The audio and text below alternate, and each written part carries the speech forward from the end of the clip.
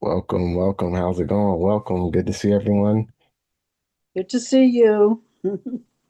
We'll give, our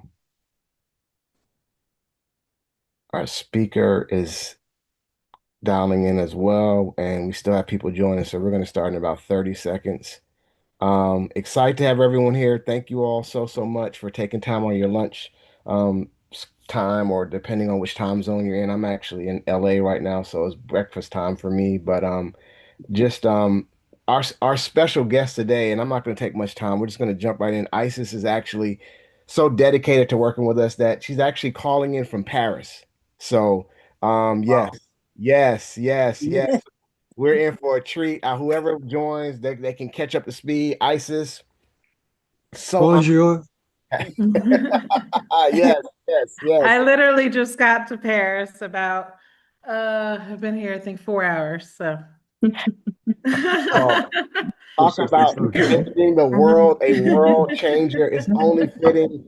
I had the chance to go to Paris this summer with my wife and daughter, and just, oh my gosh, we could go on and on about Paris, but it's not, this call's not all things Paris, it's all things ISIS, a dynamic human being that I met, just personal power, perseverance, advocate. I'm gonna let her tell you everything because I'm honored to know her, to be in her sphere of energy. You could see how, I mean, after traveling, only being in Paris for 4 hours, and she looks so vibrant, beautiful, and wide awake. So I'm gonna turn over to Isis. Just whatever you feel compelled to share. Maybe introduce yourself. Maybe just, Sure. but yeah, just it's told. The floor is yours, and I'm here. Yep. Sure. Good afternoon, everyone. Thank you for joining. I am excited to be here, also very nervous. Um, Unknown fact about me, I don't like public speaking, but I do a whole lot of it. So here I am. But my name is Isis Williams. I'm actually a New Jersey resident, but native New Yorker. I live in a small town in South Jersey. I had the privilege and pleasure of connecting with Kamal years ago through a mutual friend in the work who thought that we should know each other, and I would have to agree. I'm a mother to a freshman in college this year. I'm an accountant by trade. I'm actually a finance director for a nonprofit. And I spend a lot of time in this activism space. Though I'd like to say not intentionally, I kind of landed here during COVID. Um, so today I am going to do a little bit of For one talking or about, more of the upcoming 10 and 10 sessions you see on your screen, or pass the information. oh, there we go. Do a little bit of talking about just that and intersectional activism and activation.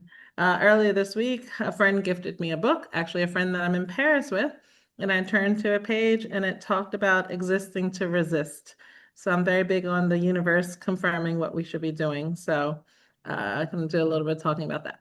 Isis, can I jump in really quickly? If and just want to ask everyone really quickly, if you are in a safe space to turn on your cameras, this is a conversation. Please turn on your cameras if you can, if you're in a safe space. All right, thanks, Isis. Yeah. Sure, sure. So that's a little bit about me, and I am in Haddon Township, New Jersey. We're a little small town between Haddonfield and Collingswood, which people tend to know, and about 15 minutes from Cherry Hill Mall, which is the other big highlight of South Jersey.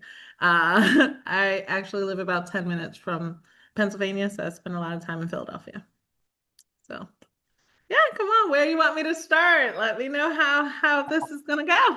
I think so. When I first met you, and you just told me about how you courageously in your town saw and organized and built a coalition to actually have the first Pride parade, but the resistance that you ran, like just the story. It's. I know you've been interviewed, and I know you're like you. It's hard because I know how humble you are, but it's so inspiring, and that's why we've been connected and we have this connection for years. But can you just share kind of what happened? Like, how did it happen? How did the idea come up? What did you do? Like, just I think that's amazing if you could share that. Sure. So during COVID, the world was a dumpster fire, and so was the Haddon Township Facebook page. It was a dumpster fire. As a resident, I was very embarrassed, and I saw a lot of negativity on there. And much like myself, there were other moms that saw the same and decided to get together in a neighbor's backyard and talk about how we could ensure that our town was a safe space for all because we did not want our children growing up in this negativity.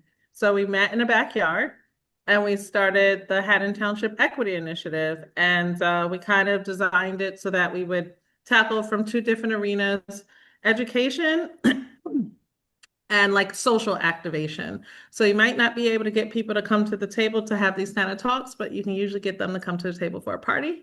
And once they're in the room, who cares how they got there, right? So that's kind of how we structure the organization. Always with our motto is learn something, do something. So while we're doing the something, we're also learning something. So um, back during COVID, we started doing small things, rallies, bringing people together, trying to infiltrate from a standpoint of education so that people would feel less resistant to what we were saying. We started getting pretty bold because we were like, oh, we could do this. We were continuing to do the thing. And we decided to schedule, hi, Debbie, a little Haddon Township resident. Hi. We decided to schedule a meeting with the mayor. Now, we went into this meeting with the mayor dressed like Power Rangers. At the time, no, it was Michelle Obama had worn her purple trench coat, and we just needed some kind of motivation to sit and meet with our mayor. We were very nervous. We did not exist in this space. So we met with the mayor. And we actually went to meet to ask for pride flags on the poles in town.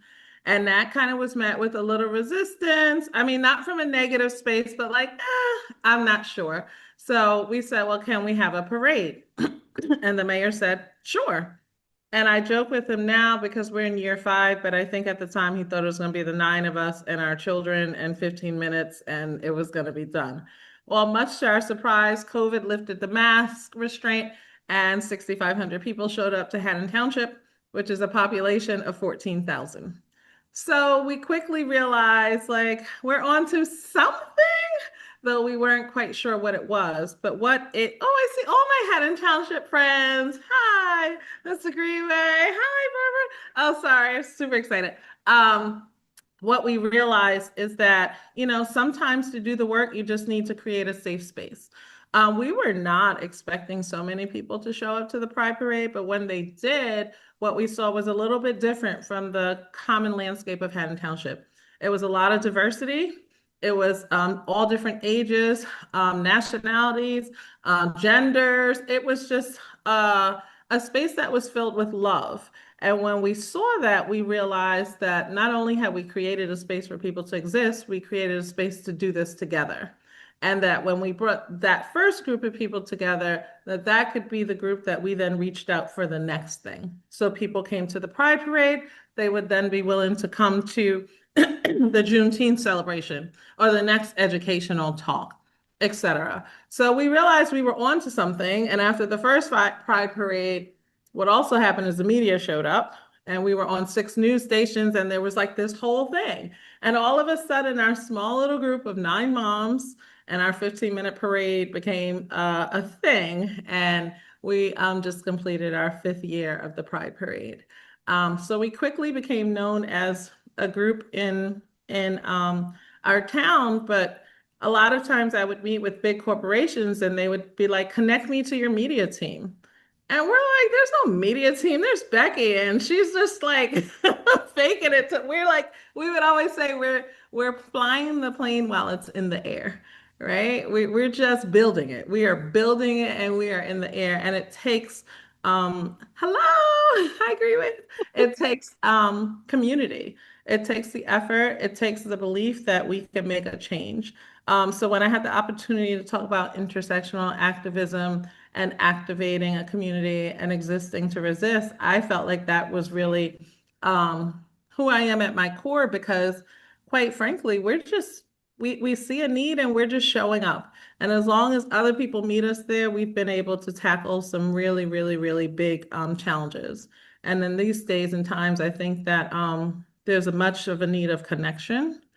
And if we can get together and do the work as opposed to being segregated, depressed, separate, when that happens, you can't get much work done. So that's the story of the Pride Parade, and that's kind of the story of how HTI became a legit organization. At the time we started, ironically, when we went to hire the first drag queen, she was $1,500. We had no money. Like we literally had, we weren't even an organization. We had to become a nonprofit to deposit we got a check for $500 and we couldn't deposit it because we weren't an entity. We had to create and become a nonprofit so we could solicit donations. And then we took $100 out of each of our pockets so we could book the one drag queen that we felt would get people to the table. But once we existed, we were able to kind of talk to other people and find our people, people who also, much like ourselves, saw that there's space in this world for diversity and acceptance. And the community came together and started donating. And if you think about it, this was during COVID, people didn't have money. People did not have money. Small businesses could not really afford to come out of their pocket, but they had such a strong belief in what we were trying to do that they were taking from what they had. Like there were some that went into their accounts to give us a donation, but literally couldn't leave the shop to come to the parade because they couldn't afford to close. And we never forgot that. Small businesses, small community organizations, small donations really made this thing afloat because I don't know if you know a lot about corporations, but their money takes 90 days to come in. We didn't have 90 days. We decided we're having this. The mayor said yes, and then 8 weeks later we had a parade. And something we didn't know how to do. Also, no one ever threw a parade in our group, so we were literally faking it till we make it.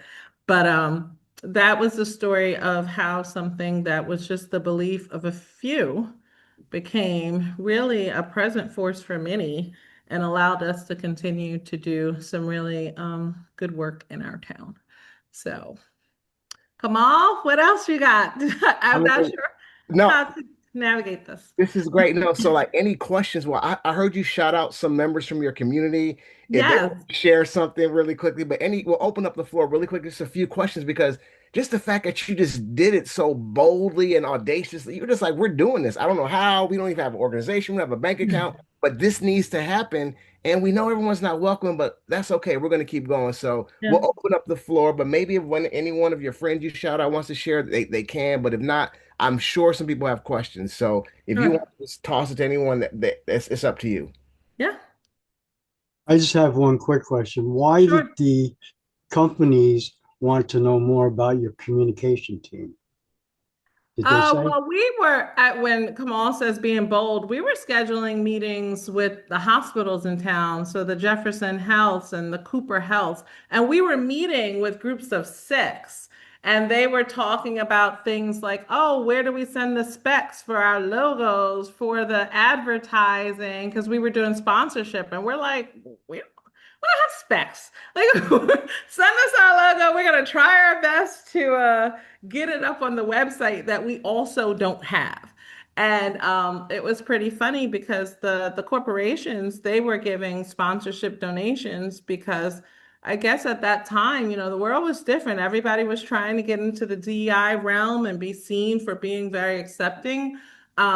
So they wanted to get involved. We also had the benefit of the Philadelphia Pride Parade, which is one of the larger parades, second to New York, was not in existence. So this was something new.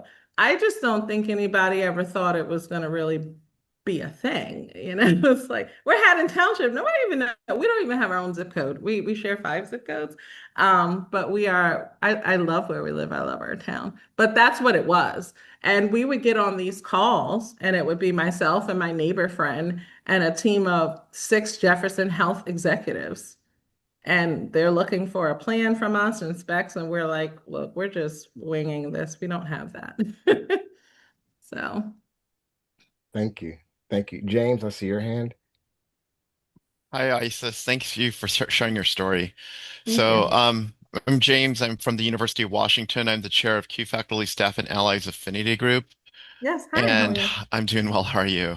Good, thank you. So, even as part of a large university, we have our own share of problems of even trying to participate in Seattle's Pride Parade. So, any Yes. complaints I have may seem small in comparison to what you have experienced. So I'm eternally grateful for Thank you to you. sharing your story. But I just want to get your sense of, since the current chief, Yes, 47, is in power, there has been a trend of corporations pulling away from DEI activities, and therefore that also results in fewer sponsorship dollars in yes, pride parades. And Seattle, unfortunately, is not immune to yes. that. How have you, or do you feel you can move forward despite less corporate support? I always tell people our biggest blessing is that we pledge allegiance to no one. So we're a small nonprofit. We fundraise personally. We're like knocking on doors. The Greenways are on this call. They hand out signs for us. I mean, it is really a community effort of how we exist. We know that we can do the Pride Parade for a minimal amount because we did it the first year. So every year, our goal is to fundraise in excess so that Pride and our organization can live for 3 more years.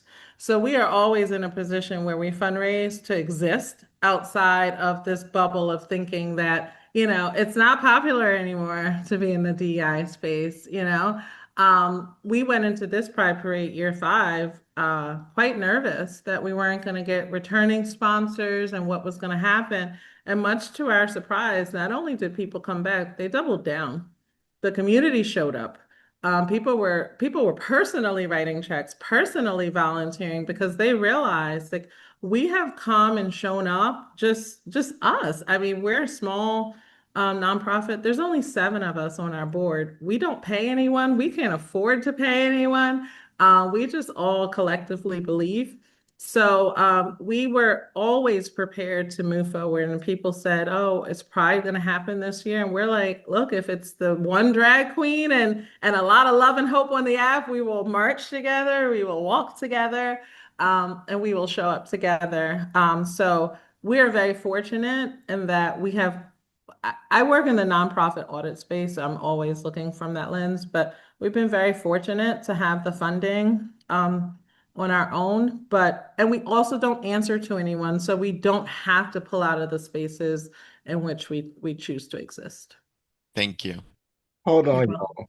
We have to give some kudos to this Black woman who flew across the ocean to Paris, who did not reschedule because she knew how important this was.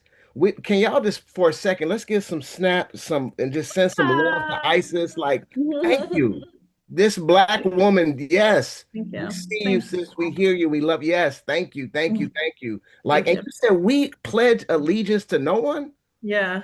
Y'all didn't like, I need to, that just didn't like fly under the Well, I radar. think it's very difficult because it's true, because a lot of organizations, they report to someone, right? Like even in the local communities, they report to the mayor. They've been assigned by the mayor. We report to each other. Like the 7 of us sit down and we're like, "Oh, we want to do this.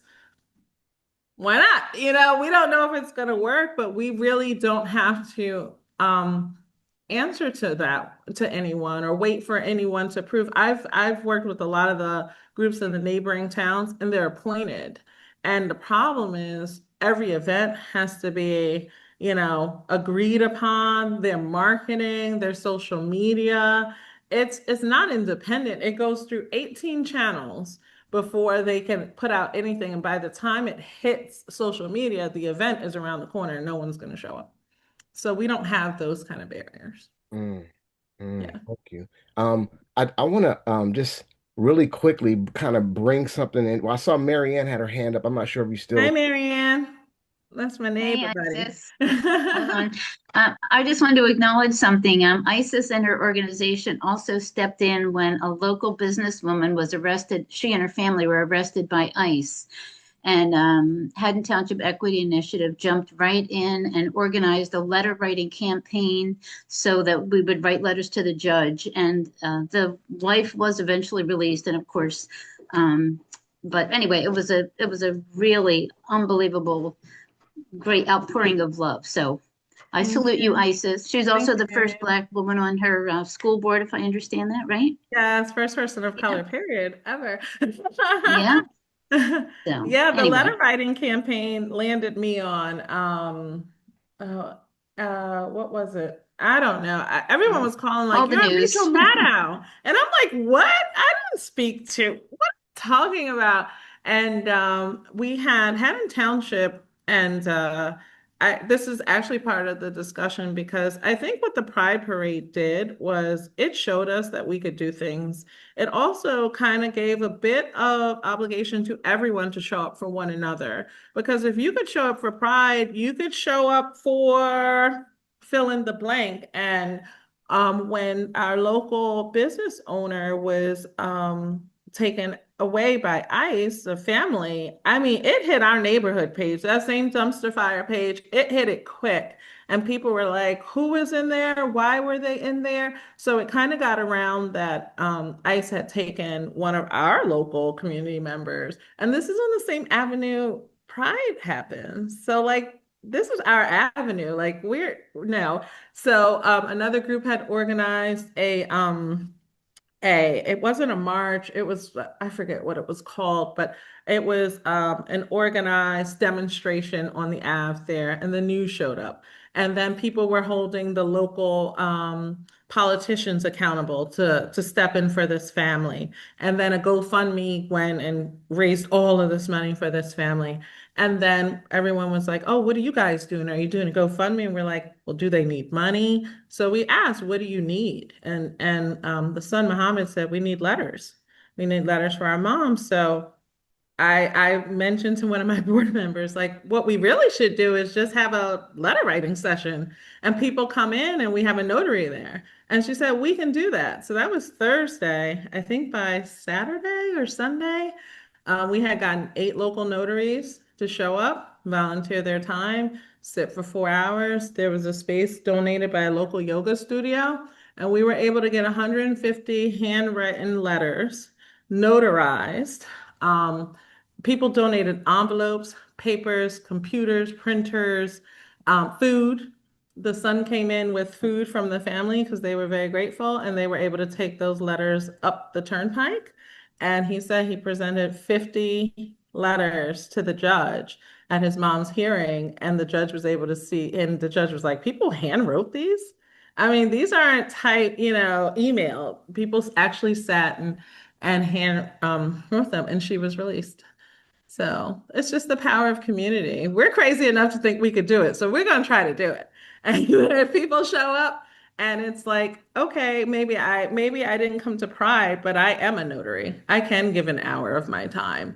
And even when they came, the people that were giving an hour, they saw the need and they stayed for 2 hours, 3 hours. They came back. They called their friends.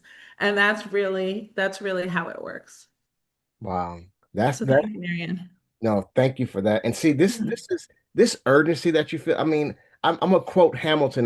Hopefully you guys have seen the play or seen it on, just a film on Disney or whatever. They say about being young, scrappy, and hungry. He's going through his rant. We're young, scrappy, and hungry. And that's when I look at this organization, that this movement that ISIS is building. This is not some conglomeration that's been around for 50 years, that's well funded, that has legal departments and mass market. Same thing with the long talk. We are young, scrappy, and hungry. We just saw a need and urgency now. Now the time is now. We the people. You heard ISIS, like, we have the power to bring about change, to bring attention. What do they need? They need a letter writing campaign. It's not rocket science. Mm-mm. Anti-racism is a verb. It's action. It's Yeah. taking action. It's not being perfect, and it's standing in and it's standing up for everyone. And so I love that urgency that you're moving with that, and you're not fixed to this big machine. And you're like, we're just gonna do it. And what if it doesn't turn out perfect? I kind of feel that spirit from you, that it doesn't have to be perfect. It's I cried on my way to the letter writing campaign. what? Real story. I was driving and I said, "What if nobody shows up?" Like we don't know. We're just going on gut, right? So we called the local yoga studio. We asked. They said, "Sure, we'll do it." I found out that if you are an attorney in New Jersey, you are also a notary because the yoga studios, the woman who runs it, her husband's an attorney. So I called all the attorneys I knew in town, like, "You got an hour Sunday to help us with this thing?" And they're like, "Yeah." And the news showed up because they're like, "This little town is not backing down. Every day, someone is coming to this town in Haddon Township that no one even knows about. And they are seeing politicians talk. They are seeing people write little hearts in the window. Like, we are not letting go of this family. These are one of ours, and we are going to fight this big notion of ISIS here. Like, you don't get to take our people. You just don't. So we're going to do everything and we're going to continue to show up. But I cried on the way because I said, people are donating paper and letters and I've asked 8 lawyers to sit in here like for 4 hours. Like, what if no one shows up, but we have to take a chance because I would show up, so I'm hoping there's at least 10 people like me, and I'm telling Muhammad, we're going to get you your letters. Now I'm feeling this deep, sense of obligation to this family, but I don't know if anyone's going to show up. Yeah. So No, thank you. Thank you. And Barbara, I see your hand. I'm gonna get to you in 1 second, but I do have to say this, that it's yes, the reason we have these lunchtime conversations and the reason Kyle and I won't stop, we're going to meet wherever, we'll fly, swim, we'll drive to wherever to meet with anyone, is because we want to bring about the spirit that there is action and there's resistance going on all across this country. yeah, And again, but it's not what can ISIS do? We want to say, what can you do? What yeah, can you do in your community? And let's be real, it's hard being black. Here's a black woman. It just we could talk about the 300,000 black women have gotten laid off. We could talk about everything she's facing outside us and standing up and still going. It's y'all, what can we do? We're yeah, asking white people, what can you do? How can we, is it yeah, an email? If it's a letter, like it's a sense of urgency and the time is now. So we bring we're building this grassroots effort nationwide to say let's go. So Barbara, we you have your hand up, and then Lynette, and then Isis will toss it back to you. sure. I just have to testify real quick because I'm hearing ISIS talk and I'm remembering the parade from personal experience, and I'm remembering the letter writing campaign, and I just have to testify. What she's saying is true. It's just regular people doing ordinary things, and it's making such a huge difference. I've been in Haddon Township parades for several years as a firefighter.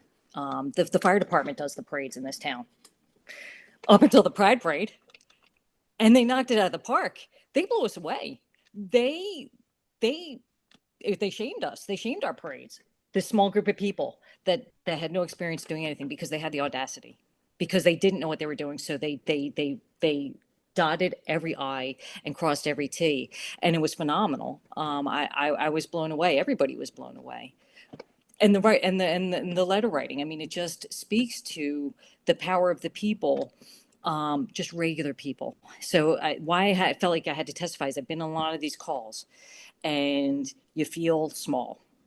You feel powerless. Look at these amazing people doing amazing things, but they're not. They're regular people doing ordinary things. We all have power. We all can do this. And the other thing that I wanted to point out was the dumpster fire. Even back when the world was willing to embrace DEI, the dumpster fire can be very intimidating. And you can feel like no one thinks like you think, no one believes what you believe, and that you're all alone. And then just sometimes simple little things like this pride parade make you realize your town isn't what you thought it was, and you have a community of like-minded individuals, and it's amazing once a group of courageous people just kind of stick it out there, what can happen. I'm proud of my town now, in the past few years for the first time since I've been living here. So thank you, Isis. Thank you, Barbara. Barbara volunteered. She had pleasure riding around in my car. We were just driving around trying to get things done. The greenways are on here. I just want to talk about community, right? Because the other thing that works to our advantage is it's very unassuming. We're like this small nonprofit in a small town, and we're just doing things. But how does it get done? Because there's only 7 of us on the board. It's all volunteers. So people that are showing up, they say, I have an hour. We say, we'll take it. The Greenways, they help us. We order lawn signs and we put them around town so people know about the parade. And they have taken that as a personal responsibility. We send a list and then there are signs popping up. And for us, that is one less thing the seven of us have to do. And we know, okay, we have a partner in this work. And there goes the lawn signs. And last year, I'm going to say it was last year, they would know better. We started noticing the lawn signs were coming down, right? Because this parade is a thing, and not everybody, as it continues to grow, is okay with the thing. So people were taking our lawn signs, and the greenways were replacing the lawn signs, as was Barbara. So the lawn sign would come down, and there were people saying, oh, this lawn sign is missing, and it was going up again. And that wasn't something that we personally had to do. The community is showing up because we are sharing in this obligation of we will do the work, we will stand in the gap, but we cannot do it alone. We have hundreds of volunteers that show up for Pride just because they've been, they've experienced, they see, and they believe. And my theory has been I don't care if five people show up. If one of the five got what they needed, it was worth it. The fact that we have thousands continue to show up and hundreds of people volunteer, for me, it's that there's the one. There's always the one that comes and says, thank you. This is the first time I've been able to show up as myself and just exist in peace. And for me, that is worth all of it. We've gotten threats the last couple of years. We've been personally threatened. We've had to kind of change the landscape of how we do it. Because again, it's seven individuals. Our information's out in public. We are not immune to, I got my first death threat when I did the letter writing campaign. When your name starts going up on the TV and you're no longer this figurehead in Only Haddon Township, it can be scary. But for me, I mean, a whole lot of people did a whole lot more courageous things than I'm doing for me to be able to exist and do what I'm doing. So it kind of comes with it. But we've changed the landscape, and now our parade, our little parade, we have our whole township police force. They bring in a second police force. We have the FBI, we have Secret Service, we have drones in the airspace. We have dogs. we have machines because our priority is keeping everything safe and everyone safe. But I say that to say it's scary for us. It is scary for us, but we are going to proceed because usually that means you're on the right track, right? You have something that people see can be bigger and better, and we make the sacrifice as a collective. But I'm like, oh, this parade has become a thing, huh? So, yeah. Yeah. Thank you, Barbara. No, I have to say this, y'all. Protect this black woman. Look out for this black woman. Support this black woman. She is putting it on the line. And again, like think about all like sometimes we don't really peel back the layers. This is a labor of love. This is not like some high-powered six-figure, seven-figure job. In the meantime, raising her family, her sons are freshmen in college, and we're still going. It's still fighting. It's the same thing with us here in a long talk. I've been up at 4 a.m. sending emails on the phone. I'm out in LA right now trying to organize a trip to bring 90 predominantly white pastors to Selma and to Brian Stevenson's museum next year. We don't have secretaries. We don't have like people doing our emails, and we barely got this call together to email it out to y'all. So like what we're saying is this example, yes, support this black woman, protect this black woman, cheer for her, but you do something. We have a message of white people to the front. We're doing all this stuff and we're still trying to combat and build personal wealth for our families. My grandfather fought in the war as a Tuskegee Airman, didn't get the GI Bill, died broke. He didn't leave me $1 million trust fund, a house, or piece of property. So we're doing all this trying to. I'm just saying, y'all, let's go. Use this inspiration, learn from it, but do something in your community, in your neighborhood, at your kitchen table. That's Yeah. what we're saying. Yeah, I'm sorry. And the intersectional piece is so important because little known fact for Pride, we have lawn signs around town, but that came to be because I remember walking around town when Black Lives Mattered and everybody was willing to say it. And I saw the lawn signs. And in seeing those lawn signs, I knew that house was a safe space for me personally.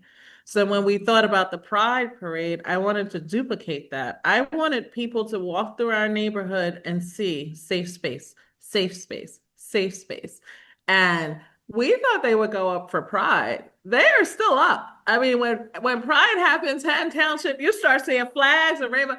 And the funny thing is, after year one, we sat down as a collective. I also want to say we work in community with our municipal leaders, our mayors, the fire department, the police chief. We all come to the table, all of us, and we sit down because we share in the vision that we want our town to be an inclusive place. Right. So a lot of things, a lot of barriers when it comes to safety. I told you, everyone involved, that is not a cost that we bear. That is a cost that is captured by others. I don't know if we'd be able to have the Pride Parade because we can afford the police, everybody, on staff. Like we wouldn't be able to do it. We don't have those kind of funds.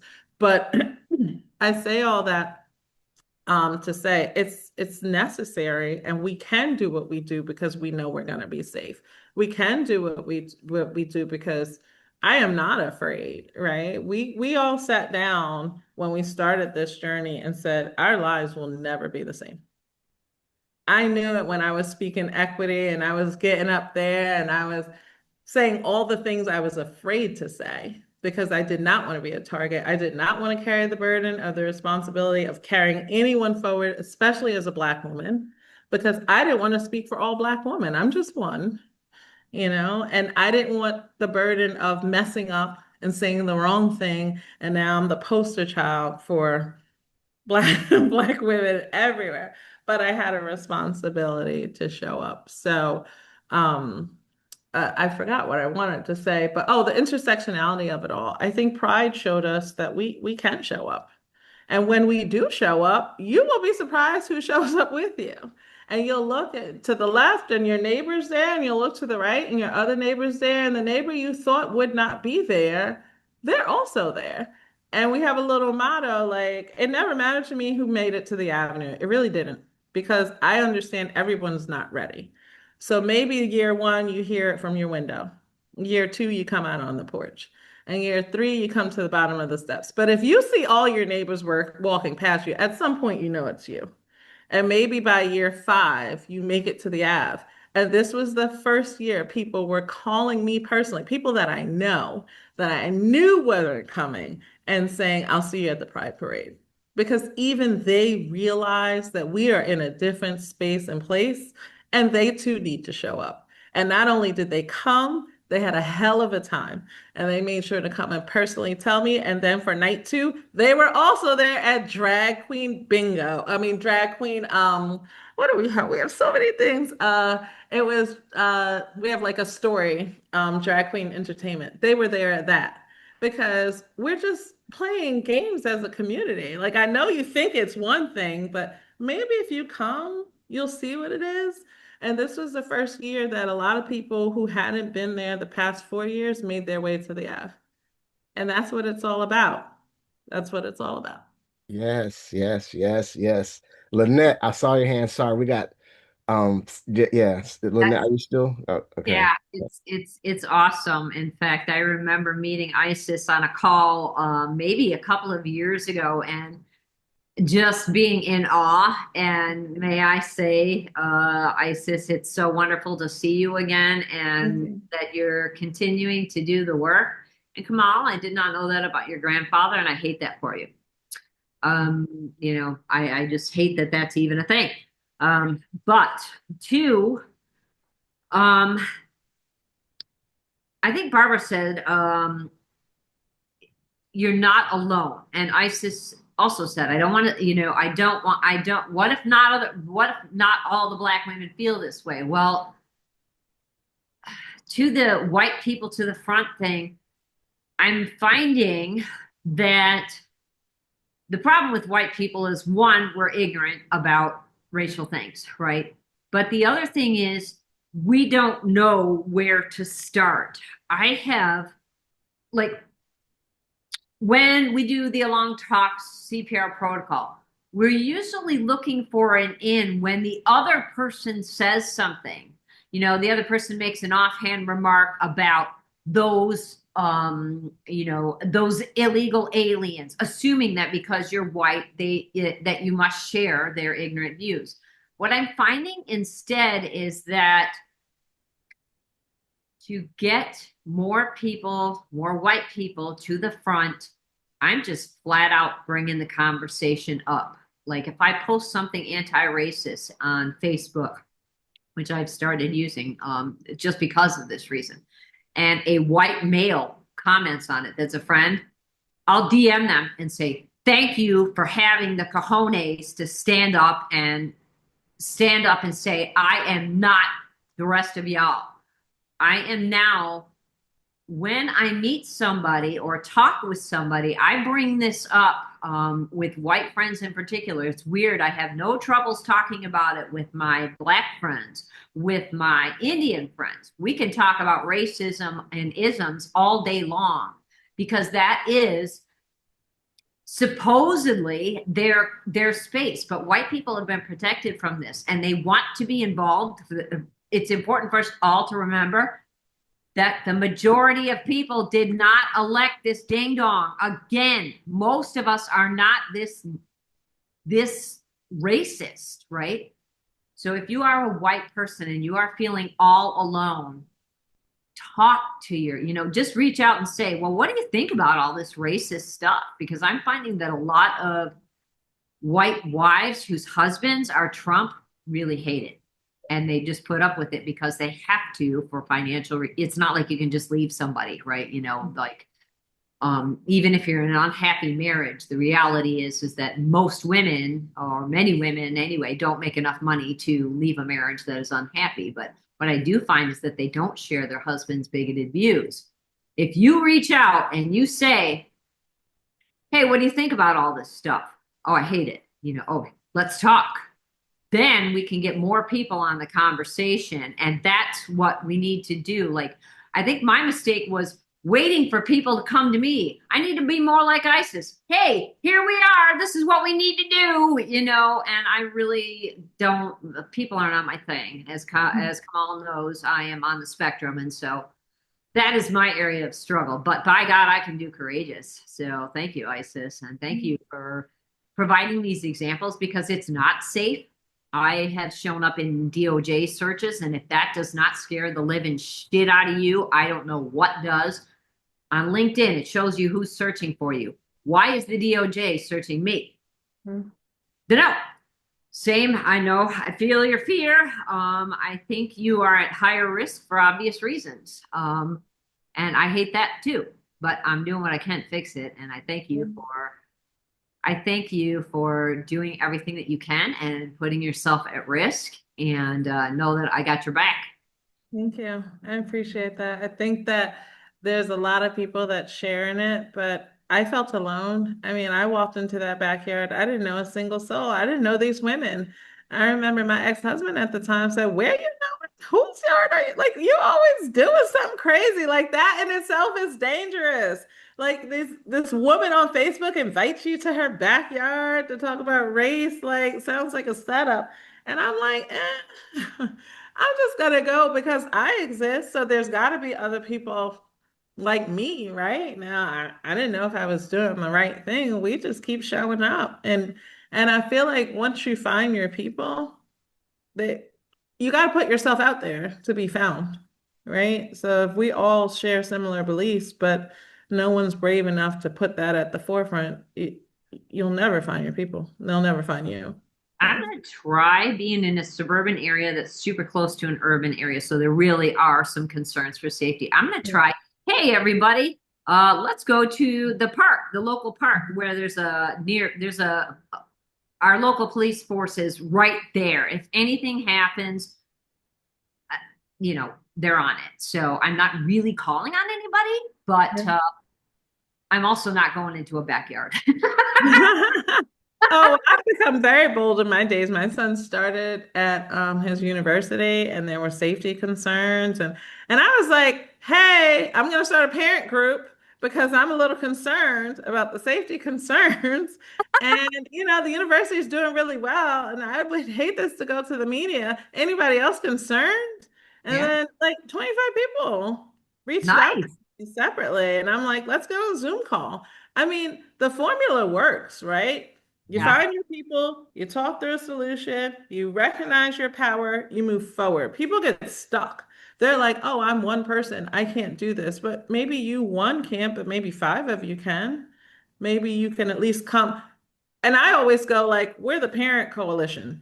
Mhm. Nobody knows what that means. They don't know if that's 500 or five. We're just a group. Now we're a group, like we're a thing. And Debbie will tell you, I was talking about security and safety and like how this is a real concern. And I don't know if it's coincidental, but we had our meeting scheduled for that like Thursday. It was either that Thursday or Friday at 7, and at 6 like 55 someone posted on Facebook like a new alert just went out to all the students of this new protocol for safety. And now from Thursday to Sunday, there'll be armed security. They're changing the access point. These were all things that I put in my post.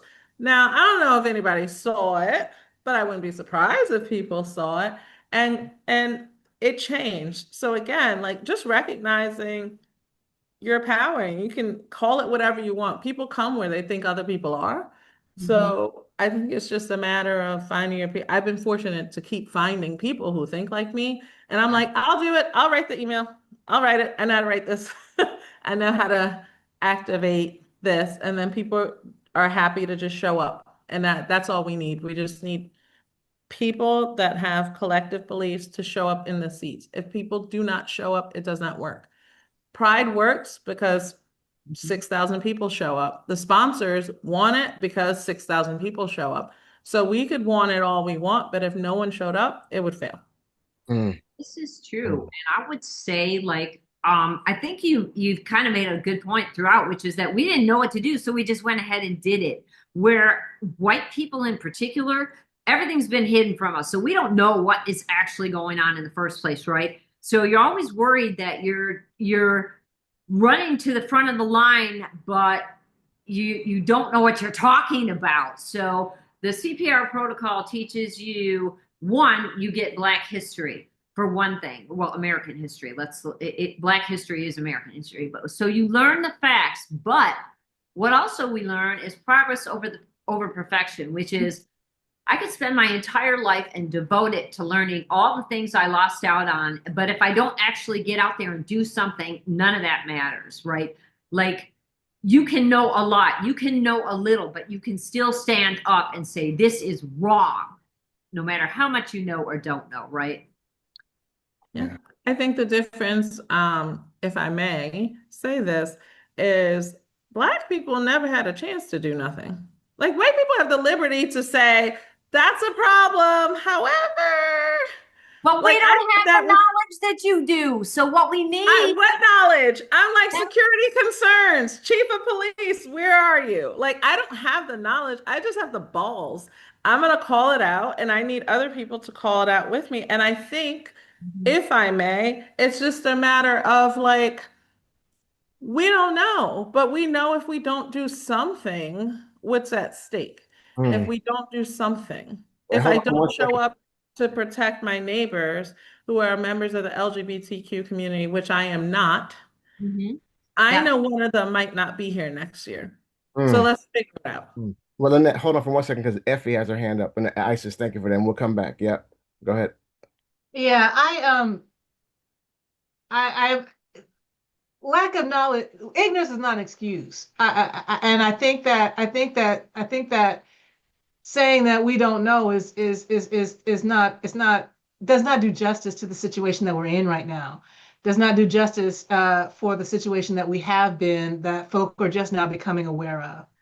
Uh, there's a myriad of ways and much information out there to figure out something. But to say that we don't know, we know that racism is bad. We know that. We know that snatching kids and parents off the street without due process is. But there's things that we know that we need to speak out about. And so to say that I don't know, what don't we know? I don't know. You know, I know that where I am at physically right now, I'm okay. I know that when I'm with my parishioners, I'm okay. But I don't know when I step outside into the community. I don't know, but I do every day as a Black woman in America because I have no choice. And so I think that the privilege that white folk have in this space of security um, is it needs to be addressed. What ISIS is when she's saying death threats.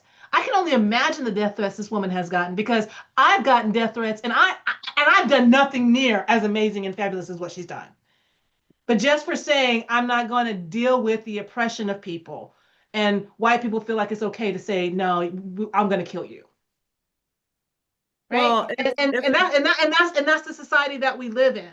So I applaud you, sis, but I didn't want you to have to answer that question or speak to that on your own, yeah, right? I Because appreciate it's that. because I can't speak on behalf of all Black women either, but I do know that Black women cannot save America.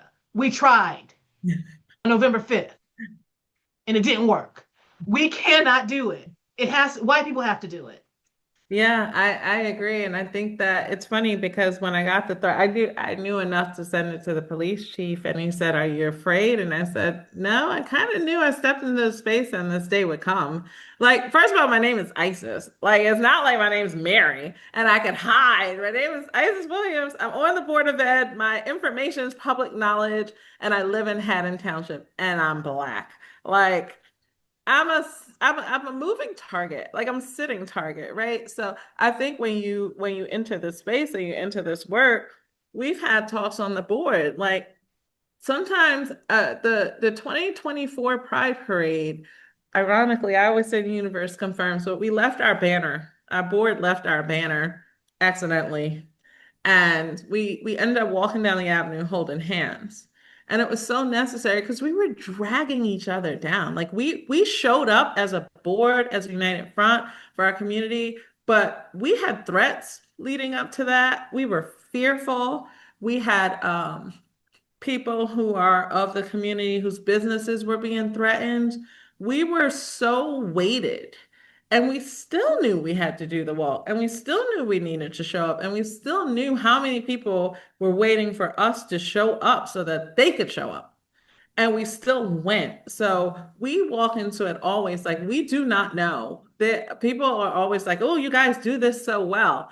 Yeah, because we spent thousands of free hours like trying to make sure it is what it needs to be. But more importantly, we know what that means to people, and we know what it feels like for DI to be dying left, right, and center. And for us, we can't afford for people to not see the thing that the only space they might have to show up to that year. Like we will walk, even if it was, we always say, even if it's the seven of us, we're still gonna go because somebody needs that from us. So thank you. But yeah, I'm not afraid. I said, oh, I need to go get my permit, but I'm not afraid. Wow. Wow. I know we only have 10 minutes left, and I don't even know what time it is in Paris right now, Isis. I It's don't either. 6:52. We're 6 hours ahead. I haven't okay. been here long enough. I had one drink and I said, oh, I got too long. Well, we're not going to keep. I mean, I know we'll take like one or two more questions. But I just as just thank you. Like I don't even I don't have I'm trying to think of the words to like express what gift you've given us. And you said so many things. I need to just go back and write them down. Like there's so many clues and stuff to how to activate what you did and unaffected, unbothered by the outcome. There's so many different lessons that are here. And I just say thank you. Like it fills my cup. It gives me the inspiration to keep going. I hope everyone else felt that. I'll ask before you all hang up this Zoom in the chat if you can just put what city you're in or what state you're in. This helps people realize that you're not isolated in your area. There are people across this country, across this nation. We the people who are fighting, but sometimes you need to see it. Just put where you are. That's just a beacon. That's a light that was shining and letting people know that this will continue and this will not stop. We actually are having a we have two of our speakers who are coming on next week who are on Effie and Reverend Effie and Reverend Joanne, who I don't know if y'all just want to do a quick 30 seconds about what next week will be about. We'll take a few more questions and we will end in these 7 minutes right on time. But as we're closing out, I'll open up the floor for questions really quickly, but I do want to give a 30-second. If you all just want to say something about next week, saying, just anything next Wednesday at 12, Joanne, or yeah, I know this is totally impromptu. Yeah. Joanne and I were just talking about this. We will be talking about something. I love Effie. Yes. Yes. Yes. Yes. So Effie and I are both uh, pastors in the United Methodist Church, and we're in the same annual conference. And we have been working with a long talk for a while now, and it's been making a huge difference. And I think we're going to be talking about the importance of faith communities getting involved because, Dr. King said that the church is the conscience of the state. That's our role. So we'll be talking about stuff. And I'll say this: I met Joanne on Martha's Vineyard with Kyle on the 4th of July when this black woman for the past 20 years has been reading "What to the Slave is the 4th of July." Like Frederick Douglass. If you haven't heard that, look it up afterwards. Watch it, listen to it. His words of just what 4th of July for me? What? It's powerful. But afterwards, the universe brought us together. God brought us together. We were sharing our stickers, and she's like, "What's this? Anti-racism? Oh my gosh, let's meet for coffee." I'm doing my thesis on anti-racism, and it just has been serendipitous, synchronized. So yeah. So all right, we have 5 minutes left. Thank you for that. Next week's going to be incredible. Isis, any questions? Anyone? Any questions as we're closing out? We don't have to stay these last 5 minutes. Maybe it's time to go to a croissant, time to go get some dinner over there for you. So, but if there are any questions, comments, any love, any appreciation I want to share, please. I saw Jason put something in the chat, a book that would help white people. There's links that are in here, and I know when the Zoom links, these links will leave. We will send stuff out as well. But last 5 minutes, just any questions, comments for Isis. I will get myself a glass of wine. Thank you. And I will also, if anyone doesn't have questions, I'm a mom. I'm a very busy mom. And I just want better for my own community. And I just took the opportunity to take any chance I got. So if you do feel alone or like you can't do it, if I could do it, anybody could do it. Cause I'm just like making this shit up. I'm just like bobbing and weaving, it's worked. And I figured out a formula. But I think that, even on this call, this is a random Thursday afternoon, and there are even people on the call. So don't think all your inspiration, all your support has to come from your local community. There's a community here, and you just share ideas and exchange and get it going. And I always say, I look to the ancestors and the angels. They did it. They did it. They figured out how to navigate this crazy world. And I look to their blueprint. You don't have to recreate.